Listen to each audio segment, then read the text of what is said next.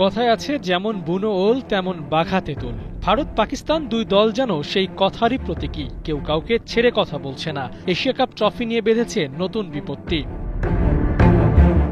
Asia cup শেষ হয়েছে, মাস হতে চলল, এখনো চ্যাম্পিয়ন টিম বুঝে পায়নি ট্রফি। সে নিয়েই ফের আলোচনা, কিভাবে ভারতে পৌঁছবে শিরোপা।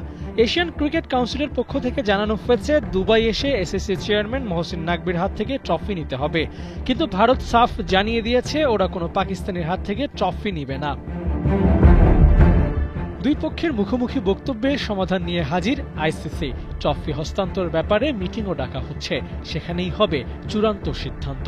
মিটিং শেষে ভারতের হাতে বুঝিয়ে দেওয়া হতে পারে ট্রফি। আর এ নিয়ে ভারতীয় গণমাধ্যম এনডিটিভিকে নাম প্রকাশে অনিচ্ছুক এসিসি কর্মকর্তা জানিয়েছে হারির খবর।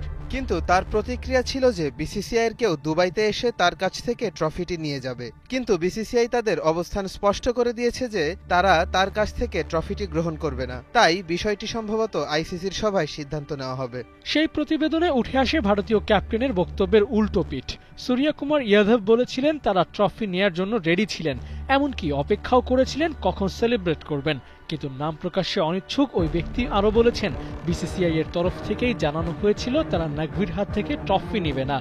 তাই 40 মিনিট অপেক্ষা করেও লাভের মুখ না দেখে ফিরে যান নাকভি।